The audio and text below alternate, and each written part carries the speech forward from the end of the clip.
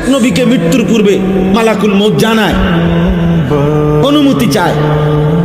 অনুমতি না নিয়ে কোনো নবীর জান কবজ করা হয় নাই। তো ইব্রাহিম আলাইহিস সালাম বললেন, আজরাইল, আমার একটা ছোট্ট প্রশ্ন আছে আল্লাহর কাছে, তুমি একটু জিগাইয়া আসো। যাও তুমি জিগাও। তো আজরাইল মালাকুল মউত বোঝাচ্ছে, বলে তো তুমি গিয়া বলবা আল্লাহর কাছে, আয়াকবিজুল খলিল রুহা খলিলিহি। আল্লাহকে জিজ্ঞাসা করবা গিয়া যে ইব্রাহিম জানতে চাইছে কোন বন্ধু কি বন্ধুর জান কবজ করে? বন্ধু বুঝি বন্ধুরে মাইরে লাগে? আমি না আপনার বন্ধু? ইব্রাহিম আলাইহিস সালাম কার বন্ধু? কথা বলে না, আল্লাহর বন্ধু কিনা? তো ইব্রাহিম আলাইহিস সালাম বলতেছে, যাও গিয়া জিগাও কি বন্ধু এটা?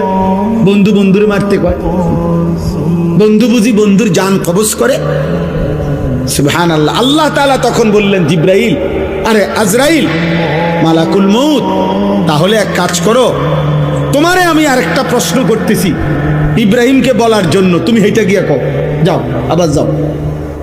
তো মালাকুল মউত এসে এবার ইব্রাহিম আলাইহিস সালামকে বললেন, আপনার কথার জবাবে আল্লাহ তাআলা একটা প্রশ্ন করছেন, আপনি এটার উত্তর দেন।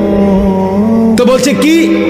তো আল্লাহ তাআলা জানতে চাইছেন, আয়াকরাহুল খলিল লিকা খলিলিহি, বন্ধু কি তাহলে বন্ধুর মুলাকাত সাক্ষাৎ চায় না?